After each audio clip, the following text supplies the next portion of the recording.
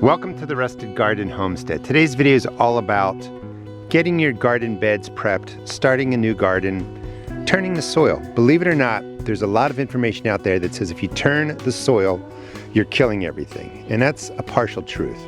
So we're going to talk about really three things. This is turning the soil.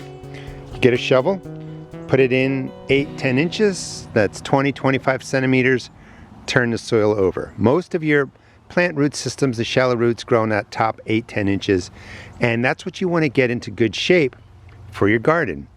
Now, this has been turned a third time, 3 years, 1, 2, 3. It's perfectly safe and okay to turn your soil 2 or 3 years, and then you can go to the no dig method. I'll talk about that. If you look closely, you can see the orange there. This is clay soil. If I didn't throw any amendments, turn it, break it up for 2 or 3 years, I'd really have plants that struggle to grow. So it's perfectly safe.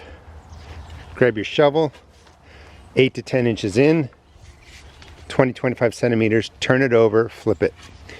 The microbes, the fungi, everything in there are going to figure it out. They're going to go back to the normal order. Your garden's not going to suffer. Tilling is getting a machine, 8-inch blades, 10-inch blades, and pulverizing the soil until you destroy everything. You cut up the worms, you destroy just about everything. When you turn it with a shovel, you know, stuff gets disturbed, but it's all going to kind of work it out.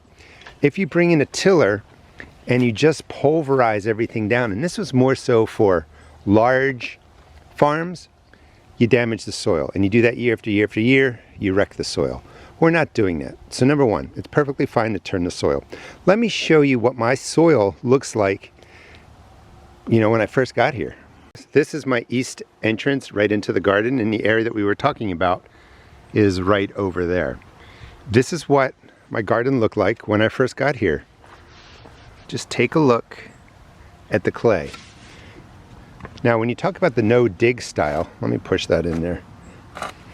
You're talking about just layering down 6 or 8 inches of compost, growing in that, and that works really well. I'll talk more about that shortly. But this is what my garden soil would look like. So if I came in and I just layered compost on here, first of all, not everybody has a ton of compost. It's really expensive. But if I just layered down 6 or 8 inches, yes, I could get stuff growing because I basically put in that 8-inch layer. Plants do well. Over time, many years, worms will incorporate all the organic matter down lower. Things are fine. But it's going to take a long, long time. So I highly recommend, if you have rocky soil, sandy soil, clay soil, it's fine to turn it, add the amendments. I'm going to show you amendments that I'm going to add to this bed too. And you do it 2 or 3 years until your clay soil has been mixed together with organic matter and other things. And then at that second, third year, we go over to the no dig method, and that's what I've done for most of my garden. And again, for this bed, this is my third year of turning it. I pulled the wood chips back. You don't want wood chips that are this size mixed into your soil. It's going to challenge your plants for nitrogen. So I moved the wood chips back, and this is going to stay as is because I got a blueberry bush growing in there. So I turned it, and you can see there are still chunks of clay. I turn it first. Some people add the amendments first, then turn it, but I like to do it this way because I'm going to get in and break all this up, and then I'm going to turn it one more time. So I'm going to drop down, and you can do any combination of this. I have a lot of compost, so I'll put in a good inch of compost, 2 inches, 2.5, 5 centimeters all through here. I may throw in some peat moss. I did that earlier on to help break up the clay soil. And again, maybe an inch of peat moss through here. So I've got compost and peat. You could use a combination of two. Anything that's going to help bring in organic matter, help break up the clay soil.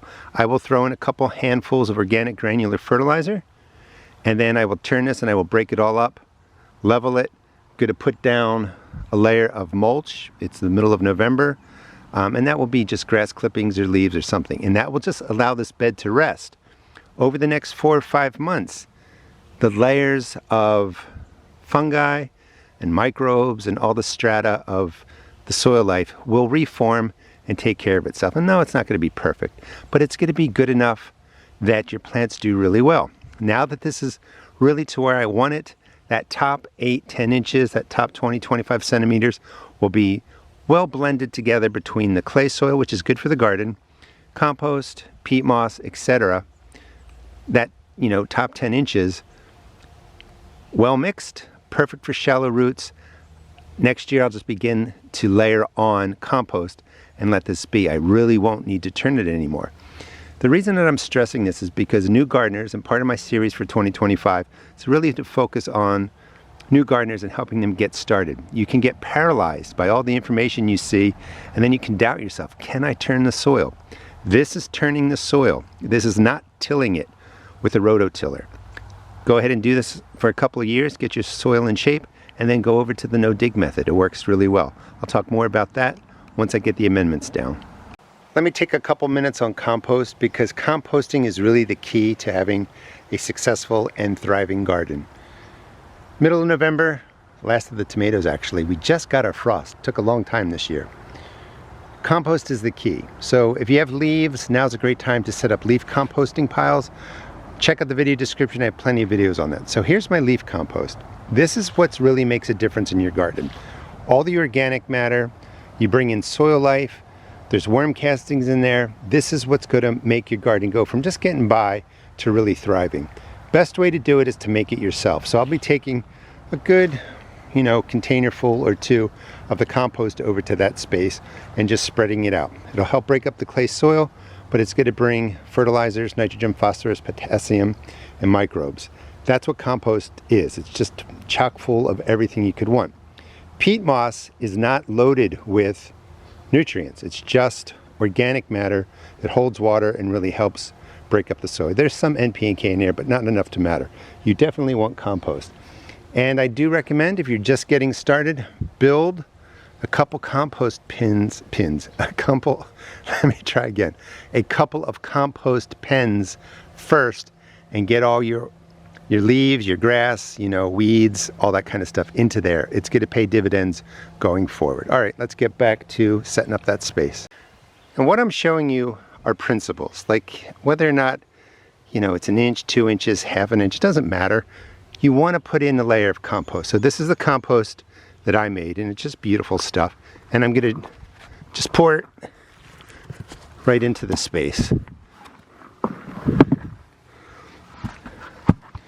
Let me get what's in the bottom. And that would be good enough, Spread that out evenly. I'm going to probably put a second one in there. Let me get the peat moss, show you that. Peat moss really does help break up heavy soil, helps give sandy soil water holding properties. So it's really nice to add. Again, it doesn't have a lot of nutrition, but adding in compost and peat will really condition your soil, get it set up for growing in the future. And real quick, what I'm doing is I'm just spreading out the compost to fill in all the cracks and crevices from the first turn. So I'm just using my hand, scraping it, pulling it, into all the different, crevices there. And that's what I would do. I'm going to need a little bit more now that I move this around. So I'm going to put down some more and just fill in all the space just like that. That's what the compost should look like when you spread it out across your garden bed. Nothing fancy, just spread it out, let it fill those cracks, crevices. We're going to turn this again. All right, peat moss. Peat moss, great way to break up clay soil, bring some water retaining properties to sandy soil. It's just good stuff. Some people don't like to use peat moss. You can use coco coir, whatever one you want to use. They both have their pros and cons. So, and again, maybe an inch of peat moss across here. It's really going to depend. Like when I did this the first year and it was just all clay, I used more. I don't need as much now. In fact, I don't necessarily have to turn this again at the third year. I can just reach in and break up the chunks there, but I'm going to turn it just real quickly. Just turn real quick. Then I'm going to break up the chunks. You want to do that more in the beginning, the first 2 years, because the clay is just going to be more prevalent because you haven't incorporated the peat and the compost into there. But this is, looking really nice. I'm looking forward to next year not having to turn this anymore. The reason we turn it is to get new beds set up much more quickly than if we were waiting around for the no-dig method to do its thing over 5 or 10 years. Once you have beds that are set up nicely, just drop down 6 or 8 inches of compost. And I say that like everybody has it. Most people don't. So sometimes people continue to turn their beds and just incorporate the peat moss that way. That's okay too, as long as you're not tilling it and pulverizing it. So the peat moss, nice and fine, not tons of nutrients, you know, not a lot of NP and K in there, but perfect for breaking up your soil and just making better garden soil all around. And I'm just going to take a bunch of handfuls, throw it across, something like that, you know, nothing fancy, and that's going to help a whole lot. You never want to leave peat moss just sitting on top of the soil, so you definitely want to mix it into the soil. We're going to do that after I turn it. That's really important with peat moss because it's super light, it's going to float. Mix it into your soil, and that's the whole key. That 8-10 inches, 20-25 centimeters of the top of your garden beds is what's most important, and these basic principles will get your beds in shape. So let me put the peat moss out or across the beds, and then we're going to go ahead and put down the organic granular fertilizer. Please subscribe. Peat moss is a little bit expensive up front, but it is so much cheaper than buying potting mixes and garden soils. Check out the video that's in the video description on those products. This is the cheapest way to take care of your garden. All those products that you buy, those bag soil products, just have different amounts of peat moss in there, and you're just paying 2, 3, sometimes 4 times more for those bags than just doing it this way. Peat moss is down. Next step is the organic granular fertilizer. Now, what I recommend, this is Plant Tone Espoma. It's a pretty good price. I recommend buying fertilizers, the dry organic granular. That's all we're using today. Anything that is less than $2 a pound. $2 a pound is kind of expensive to me, but you know, you look at the total weight of the product, divide it into the cost. I recommend that it's well below $2, you know, closer to $1. Why? Most of the ingredients are the same. It's feather meal, poultry manure, bone meal, alfalfa. They put in blood meal. All the ingredients are pretty much the same. Nothing is really better than anything else when you're buying organic fertilizer. So don't spend a lot on it. I take a big handful just like this, and I'm just scattering it across. Organic granular fertilizer has to be broken down by microbes, so it's great to put out now in the fall, and you can do this in the spring too if you want to, if you don't get to it. It's great to put this down in the fall. The organic granular will be broken down by the microbes in the soil, and this bed's going to be really ready for planting. You could do more to this. You know, I have videos on putting in alfalfa and stuff like that. This is the simplest way, and part of my series for 2025 is trying to keep it, you know, simple for new gardeners. Compost if you have it, peat moss if you don't, combination of both. Turn the beds for 2 or 3 years till they're in good shape. Some organic granular across the top, and you're good to go. Next step really is getting in there. We're going to do this one-handed. I had to switch to my garden boots because I had my good shoes on, and you're just going to lift it, turn it over, try not to throw it out of the garden. Same thing. Lift it, turn it over, and that's really it. Let me do that, and then we get in by hand and we just break up everything. One of the things that I try and do on my channel is kind of show it to you in real time. So everything that I'm doing in the garden in my videos for 2025 is what I'm actually doing here in Maryland Zone 7. And I think sometimes the details are lost in some of the other garden channels. I just want to show you what it looks like and really help you kind of focus on the principles. It doesn't have to be done exactly this way, but you know, generally speaking, yes. So I've turned the soil, and then you have the chunks of clay and earth, and you really just get in there, like there's a nice big chunk, break it up. And that's what I would do. As I find peat moss, I kind of just work it into there, reaching down a little bit. I'm looking for all these chunks and just mixing the compost, the peat, and the garden soil together. And I'll go through and I'll do that for the entire bed. This bed's complete. Went through it with my hands, just broke up everything. You can get to the little pieces too if you want to break them up. Just want to show you that some of the clay is still in there, but when I find it, I just pulverize it, put it right on the top. Rain will wash that in. The soil is going to be great. I don't need to do this anymore. Third year, the top, really 8 to 10 inches is set to go. So the next step I want to do, being middle November, this is going to sit for a good four months or so. I want to put down about an inch of leaves or grass clippings, anything on top of here that will just allow the soil to rest, keep it moist. Worms, microbes will move in, they're already there, but they will multiply and the soil is going to heal itself, and I just let it be. This is great for planting seeds, for planting transplants. That's the other thing too, is sometimes if you're doing a lot of seed planting and you're going strictly no dig and you put down that 8 inches, that 20 centimeters of compost, 6-8 inches, sometimes the compost is not fully broken down. So when you try and grow seeds in it, it doesn't do so well. So that's a whole different video. And again, please follow my channel. I will show you how I plant this with seeds, with transplants, and talk more about compost. But if you want a bed where you're going to be doing a lot of seeding, you're going to want to turn it. You're going to want to get it into shape, and you want it to be, you know, looking something like this for direct seeding. Let me cut in real quick. It's actually the next day. I forgot one step. After you do this, you really want to soak it in. Just kind of eyeball it and imagine the water going down, you know, a good 6 inches. You just want to make sure everything's moist. Soil life needs water. This will help get your soil back on track. If it's going to rain that day or that week pretty heavily, you don't really need to worry about it, but it's been really dry here. And since it is the next day, I did cut the grass, so I'm going to put down a quick layer of mulch so you can see what the finished product looks like. But this is really all the steps you need to do. And again, turn it for the first couple of years, and then you can go no dig style. This space is going to take, I don't know, about half a bag of leaves. Just get them out. Spread them out evenly over the bed. 1 to 2 inches, 2.5, 5 centimeters. And then just, again, use the hose, water them in, soak the leaves down nicely, and just let it go for 4 or 5 months.